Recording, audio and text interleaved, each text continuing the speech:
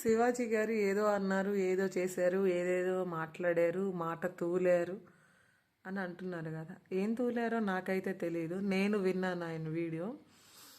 ఏం అన్నాడు అంటే ఆడపిల్ల అంటే ఆడపిల్లలాగా ఉండాలి, ఒక స్త్రీకి ఒక విలువ ఉంది, మన మాతృభాష తెలుగు, అలాగే మనం ఎలా ఉండాలి, మన కల్చర్ ఎలా ఉండాలి అనేది మాట్లాడారు.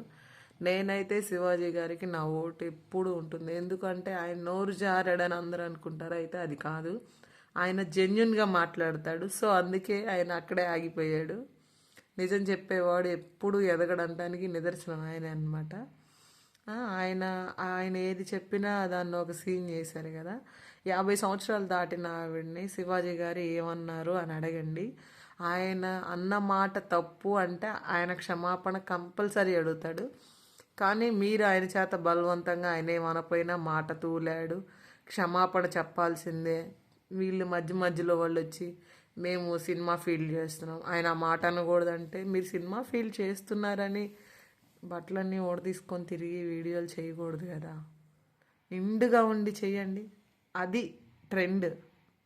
ట్రెండ్ అంటే అది. అంతేకాని మీకు నచ్చిన వల్గర్ డ్రెస్లు వేసుకొని పిల్లలకి ఏం నేర్పిస్తున్నారు, ఏం చూపిస్తున్నారు మీరు? ఆయన ఒక మాట కూడా అన్నాడు, సామాన్లు బాగుండాలి అని. సామాన్లు బాగుండాలి అన్నది కూడా ఆయన అన్నది మన కట్టు బొట్టు బాగుండాలి, అందులోనే ఆ అందం అనేది కనపడుతుంది.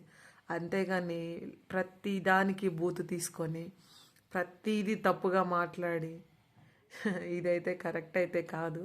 బట్ 50 ఇయర్స్ దాటిన వాళ్ళని కన్ఫామ్గా మీరు ఇంటర్వ్యూ తీసుకోండి. వాళ్ళు అన్న మాట తప్పు అంటే శివాజీ గారు క్షమాపణ చెప్పింది నిజమా అని మనం అనుకుందాం. ఎందుకంటే ఆయన అన్నది కరెక్ట్. అందుకనే అందరూ ఆయన మాటకి విలువ ఇస్తారు. కాకపోతే ఇలాంటి వాళ్ళు మధ్య మధ్యలో వచ్చిన వాళ్ళు ఉంటారు కదా, వాళ్ళకి కొంచెం ఈగో ఎక్కువ ఉంటుంది. అది వాళ్ళకి తెలియని విషయం ఏంటంటే వాళ్ళకి మనమే ఆ నోరు ఇచ్చామని వాళ్ళకి తెలియదు. మనం చూడకపోతే వాళ్ళు ఎక్కడ ఎందుకు పనికిరారని వాళ్ళకి తెలియదు. అది మనమే వాళ్ళకి ఒక స్థాయిని ఇస్తాము, వాళ్ళు అవన్నీ మర్చిపోయి రెచ్చిపోతుంటారు.